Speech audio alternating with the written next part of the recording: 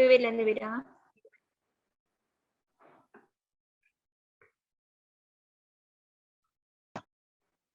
Okay, I start. Sure. Good afternoon to our lecturer, Miss Kathy. So we are from Group 9. We are going to present on our project with the title Syntactic Ambiguity. Next slide. Our group consists of 5 members, which is Cassandra, Trisha, Tan Siwi, Tai Milian, and Nur Shafwana. So we will start with the short introduction. So as an introduction, we will, for what we understand, syntactic ambiguity is the presence of 2 or more possible meanings in a single sentence. And besides, syntactic ambiguity also occurs when the grammatical arrangement of words in the sentence that makes the meaning of the sentence unclear. And as I mentioned earlier, it can make, in the sentence, it can be interpreted in many ways. So the process of analyzing throughout the project, the first one, the posting or the pictures that we found for this project are mostly from Facebook and also Twitter. So after we found the posting, then we identify the ambiguous words in each sentence. After that, we list down 2 potential meanings that we can understand from the sentence. And lastly, we form a different tree diagram to find and also to help us to understand the similarities and also the differences between the 2 meanings from the sentence. Moving on to the literature review that will be presented by Cassandra. All right, thank you. So I'll be stating about literature review. A brief summary on what actually we are focusing on for this project, that is structural ambiguity. Starting off, we would like to explain on what ambiguous means. So it is a word, phrase, or sentence which has multiple meanings. According to the study or research by Harford and Hesley, 1983, they have divided it ambiguous into 2, which is lexical ambiguity and structural ambiguity. Lexical ambiguity are words with 2 or more meanings. So lexical only focuses on words. So for an example, if I say, I saw bats, bats could actually mean as in the animal bats, or also the game equipment bat. So the bat word carries 2 meanings.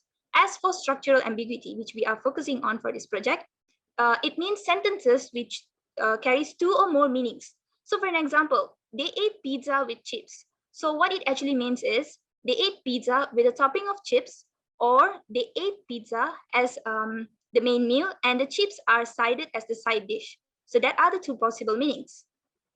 Next would be the purpose of structural ambiguity. So why do we need to study and have review on structural ambiguity? It is because we want to find out the underlying meanings behind these complex sentences. So therefore, when we read a sentence, we understand what the sentence means.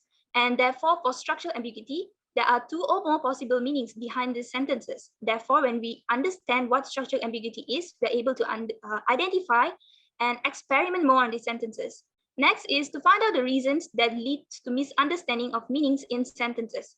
So sometimes misunderstanding through speeches and conversations do happen. So why do these happen? Because we do not understand what we're trying to say, and the person who are listening do not understand what we're trying to say as well, because the meaning that the sentence holds is unclear.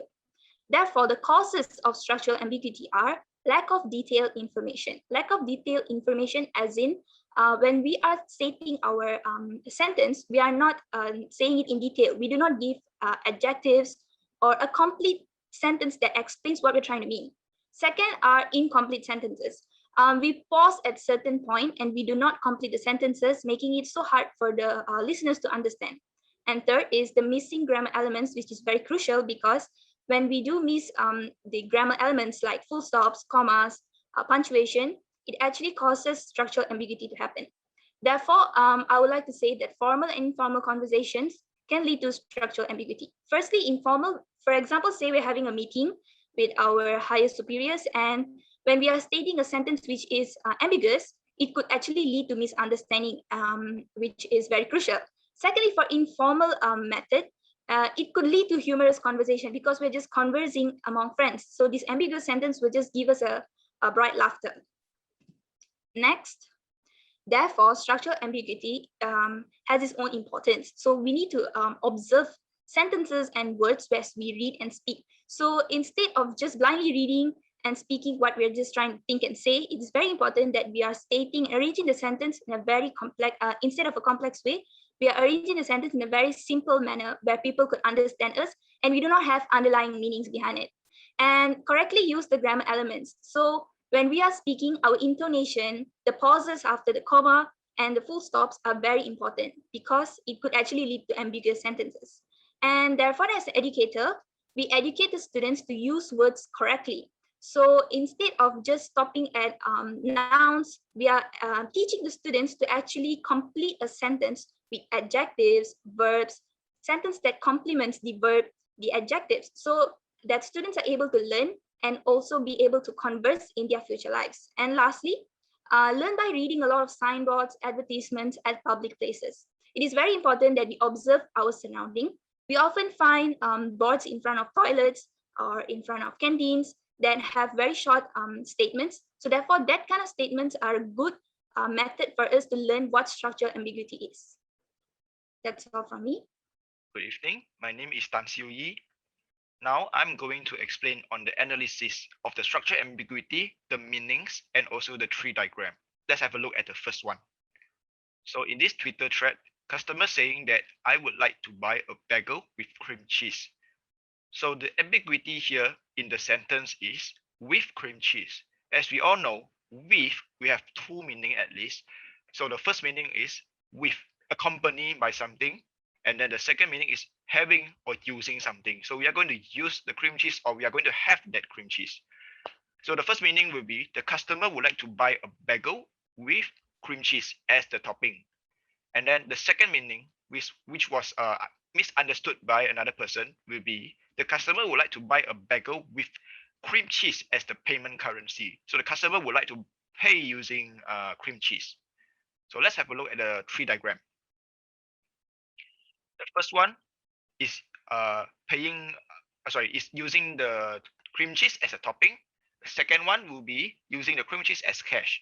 So let's have a look at the difference here. Under the big VP at the top, we have one VP, one NP, and one PP. So everything is separated. I would like to buy, okay? Would like to buy is VP, a bagel is separate NP, and then with cream cheese is another PP and a VP. So it is all separated. And the second one, under the big VP at the top, we only have one VP and one NP. Would like to buy is under the big VP, while a bagel with cream cheese, everything is under one big NP. So it's different over here. Let's have a look at the next sentence. The second sentence, a cop just knocked on my door and told me that my dogs were chasing people on bikes. So the ambiguity over here is my dogs were chasing people on bikes. So who are on the bike? Who is on the bike? The people or the dog? So there are two meanings here, which the dogs were chasing people who are riding the bike, the people who are riding the bike. The second meaning will be the dogs riding on the bike to chase people. Let's have a look at the tree diagram. The first one will be people on bikes. Second one will be dogs on bikes. The difference over here is my dogs were chasing people on bike. Is everything is under a big VP, but then separated into NP, VP, and NP. My dogs are one NP. Were chasing is the VP over here, and then people on bikes. This is very important. People on bikes must be in the same NP, or else it will turn to another meaning, which is the second tree diagram. One big VP follow with a NP and a VP recursion, VP1, VP2, and then the NP. So my dogs NP. In the big VP, right, we have auxiliary and then chasing. Chasing is the verb over here, and then people on bikes all are separated. It's a direct one. So which means if I write the sentence in this form, it will shows that the dogs are riding on a bike chasing the people. Okay, so let's have a look at the third one. Okay, the third one, let's have a look. Police help dog bite victim. So the ambiguity here is the police help dog, or the police help dog to bite. So there are two meanings over here. The policeman helps the victim, a victim who was bit by a dog. So the second one will be the policeman helps the dog to bite the victim. It's another way around. Let's have a look at the tree diagram to see the difference. First one is to help the victim who was bit by a dog. We can have a look at this dog bite victim. The dog bite is adjective, is to describe the victim who was bit by a dog, and it is all under one NP. So it is a group. As for the second one, the policeman helps the dog to bite the victim. We can actually see that everything helps dog bite victim is under one VP. Everything is connecting together means that the police is helping the dog to bite the victim. Let's have a look at the number 4. The chicken is ready to eat. So as we can see, the ambiguity here is ready to eat. It depends on how you arrange. There will be two meanings. The first meaning is the chicken is ready to have a meal, just like the chicken in the picture. The second meaning will be the chicken is ready to be served as a meal. So let's look at the tree diagram. So in this tree diagram, right, the structure is almost the same, just that the part of speech is different. Is ready to eat. The ready can be used as an adjective or as a verb. So the to eat is still the same, preposition and verb. So you can see the difference here. One is ready to have a meal, and then the right side, this one is ready to be served as a meal. Okay, next. Number 5. John Cena surprises 7-year-old boy with cancer on his birthday. So the ambiguity here is with cancer. So we can actually say the boy who was unfortunately diagnosed with cancer, okay, is to describe on the boy. The second meaning can be John Cena gave the 7-year-old boy a cancer on his birthday as a surprise. So there will be two meanings over here. Let's have a look at the tree diagram to see the difference. The first one. This one is the boy with a cancer. So let's see with cancer. Where is the with cancer? Okay, so at this part, the middle NP over here, 7-year-old boy with cancer is in the same is in the same NP group. Is in the same branch. Therefore, the with cancer is for the 7-year-old boy. The second tree diagram, John Cena surprises 7-year-old boy with cancer on his birthday, but this time is giving him a cancer.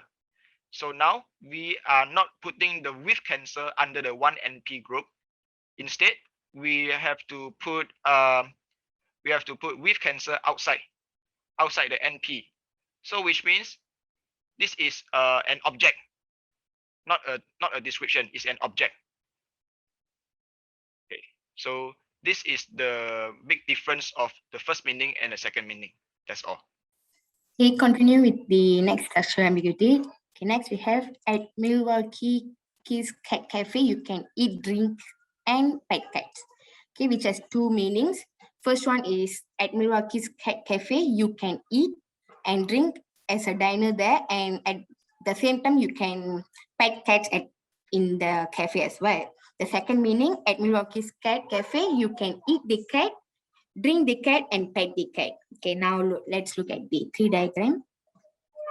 Okay, as we see the meaning just now, the tree diagram is also different. So the first one, the first tree diagram is for the meaning where the cafe, you can eat, drink as a diner there, and also you can pet the cat in the cafe. So we have two branches, and under the VP, we have another VP where it explains the pet cats at there in the cafe, and the first VP explains that you can eat and drink as a diner there. For the second tree diagram, this is straight meaning where as the sentence where at the Milwaukee's Cat Cafe, you can eat, drink, and pet cats, which means you can eat the cats, drink the cats, and pet the cats. Where the NP and VP, and under the VP, you can eat, drink, and pet cats come together. Next slide.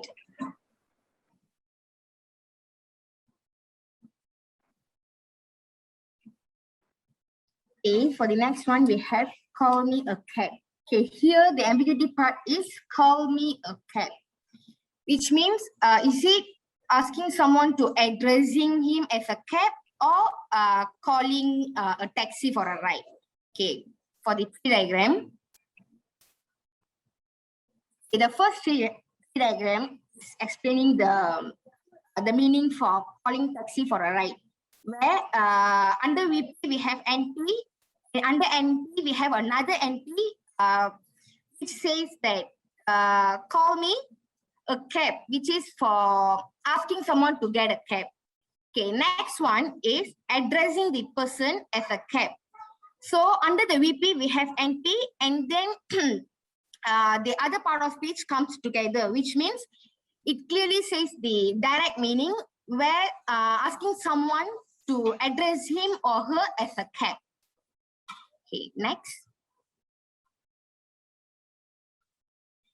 Next is Paul slapped Peter in his house.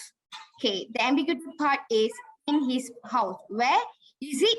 Paul's house or Peter's house? So the potential meaning here is Paul slapped Peter in Paul's house or Paul slapped Peter in Peter's house.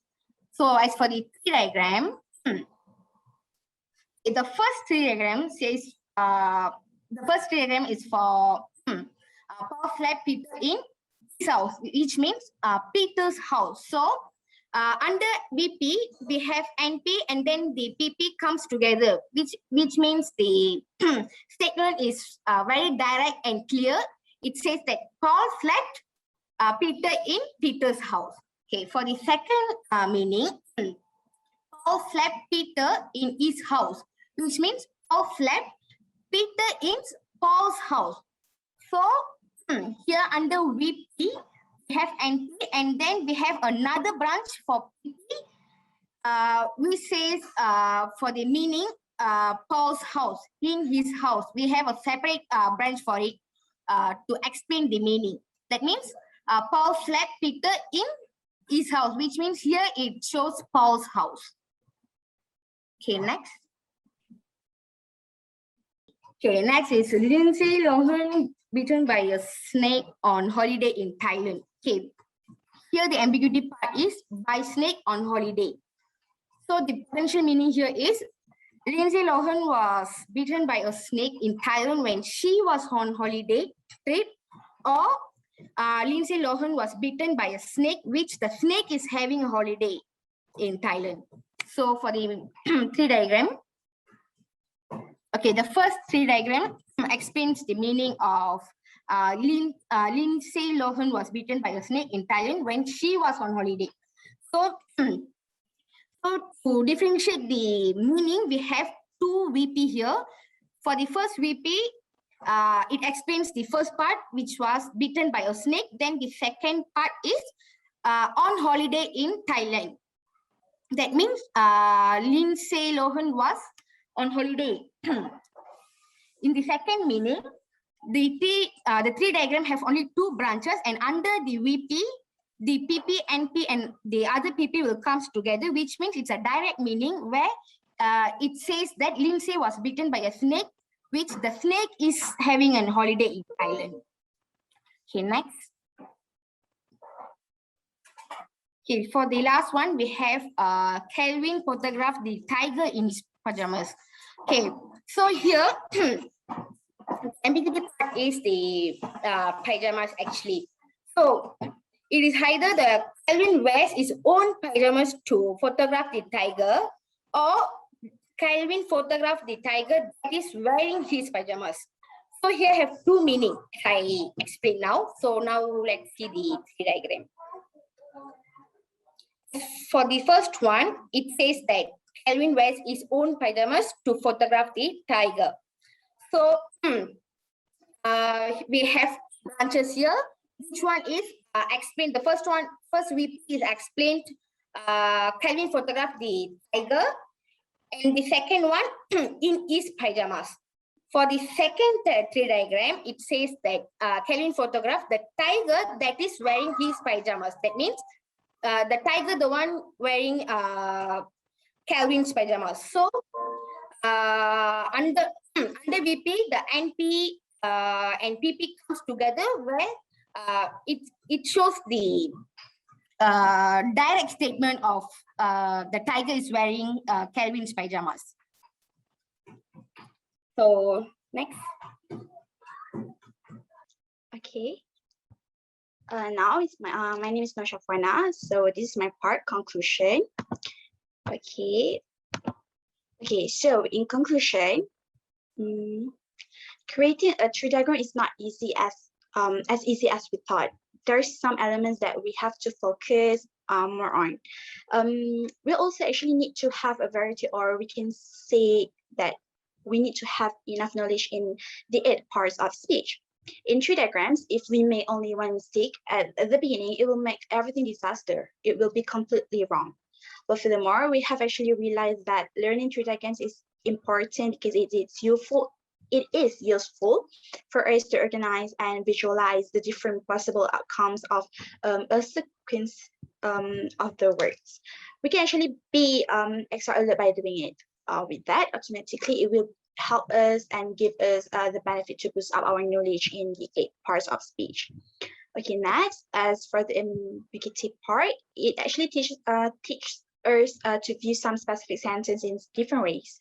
By seeing the sentence, we actually can think and train our brain to think outside of the box, and we are not sticking with the outdated theories of learning.